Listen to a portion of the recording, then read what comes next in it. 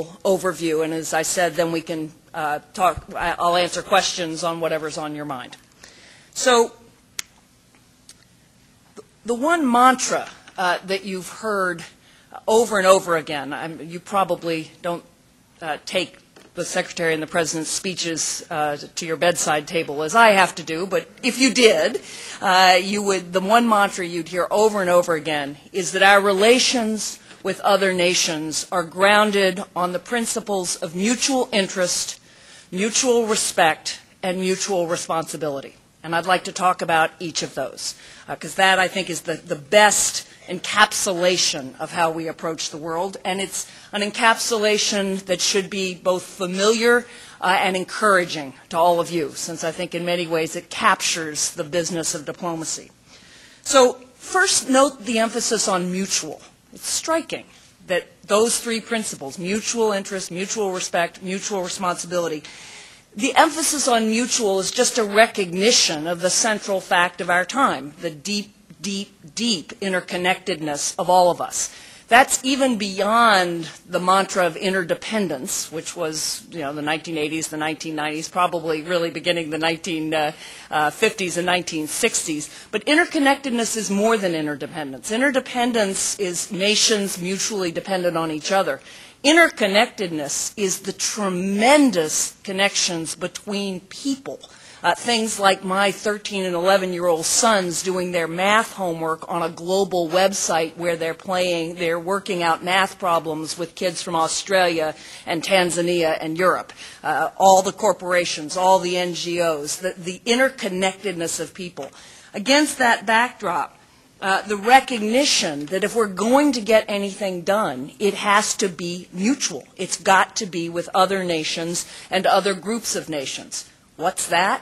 That's bilateral and multilateral diplomacy, just another frame for what you've done all your lives. And it is a recognition that without those ties, without those relationships, bilateral and multilateral, we can't get anything done. So that's the starting point.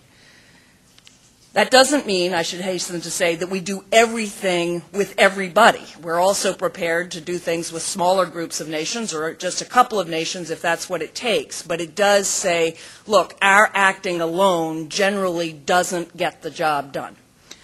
So, mutual interest. Well, I should hope so. I would worry if any administration didn't start with mutual interest.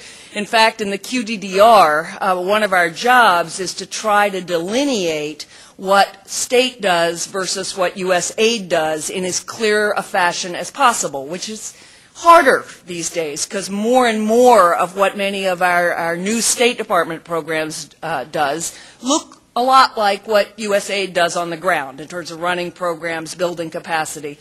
But a key distinction is that diplomacy is about advancing American political, economic, cultural, scientific, all the spectrum of American interests in the world.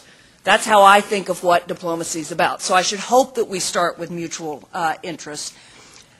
That, to begin with, means we concentrate first on our allies and partners.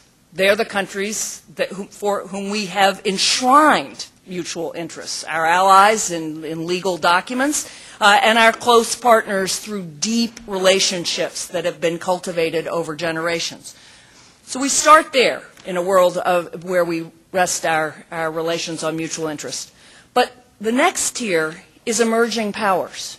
It's all those powers where we need to uncover and deepen mutual interests. And if you look at the Secretary's schedule and you look at what she does here, you'll see a lot of time spent on traveling and having strategic dialogues with emerging powers and returning powers. Russia, China, India, Brazil, South Africa, those, that's the standard litany, but it's not just those countries. It's also Turkey, Indonesia, Mexico, countries where we need to build deeper relationships, and we're spending a lot of time uncovering mutual interests.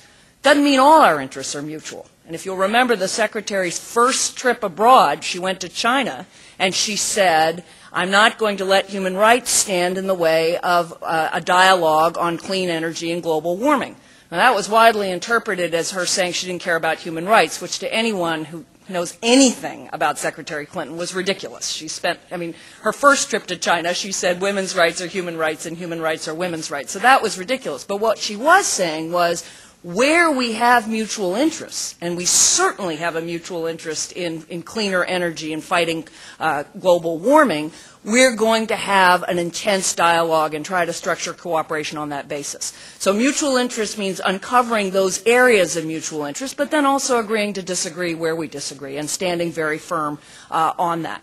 The other thing I'll say about those interests, which I think is newer, I've learned with the Foreign Service that I rarely say new, because some of you have been doing whatever I come up with for some time. I learned that pretty early, but newer. Is that those mutual interests spread beyond the State Department. So in our strategic dialogues, and our office coordinates the strategic and economic dialogue with China and with India, we're engaging the Secretary of Agriculture, the Secretary of Energy, the Secretary of Health and Human Services, obviously DOD, that's a given, the Environmental Protection Agency. What we're doing is building relationships on mutual interest across the government. It's more or less what you do with your country team and embassies. It's been much less true in Washington. And when we think about mutual interest, it's very important that we build those relationships across as many different issue areas as possible. And those are domestic: education, health, agriculture. It was very interesting at the Pakistan Strategic Dialogue to see Secretary Vilsack and the Pakistani Minister of Agriculture figuring out what we could do together. So multi-agency interests with emerging powers. And finally, mutual interests with respect to the global challenges, the global priorities. And the best example here is President Obama's Nuclear Security Summit, where what he's doing is trying to focus global attention on those areas that if we don't solve collectively, we can all go down. So obviously nuclear proliferation is the most dangerous, but I would add terrorism, global pandemics, global warming, and today the global economy, and every day, to that list. So he's trying to focus attention for groups of nations on those areas of mutual interest. As you know only too well, everybody's willing to say nuclear proliferation is an area of global interest, terrorism is an area of global mutual interest. They don't always rank it as highly as we do. It's not just about what is our interest, it's about how high you rank it. And there what he's doing is trying to raise the profile of those issues. So now let me turn to mutual respect. And again, I'm addressing the American Foreign Service. I mean, you are the embodiments of our nation, and you are really the face of our respect to other nations in building our relationships. But I think when President Obama and Secretary Clinton use the term, they're talking about civility, they're talking about the basic definition of respect, but they're also talking about a dose of humility. And here I want to quote from President Obama's inaugural address.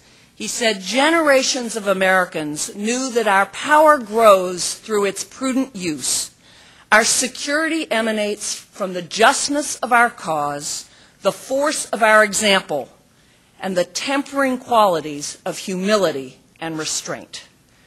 I've long argued that humility is a core American value. Go back to George Washington. His defining characteristic was his humility. He thought of it as the mark of a gentleman, but he also thought of it as the mark of civilization, that you recognize you don't know everything, you can learn from others, you owe others that same due. And if you listen to Secretary Clinton and President Obama, when they go abroad, they say things like, "We're here to listen, learn, and lead." Or Secretary Clinton in Mexico City, "The drug problem is our responsibility as much as yours. We are as much a contributor as you are." Or in Brazil, "Your conditional cash transfer program," essentially a fancy way of saying paying parents to keep their kids in school, "that's an idea that we learned from you and we're applying in New York." That there are ideas all over the world, again, no news to any of you, that we can openly acknowledge, we can learn, that we have, and we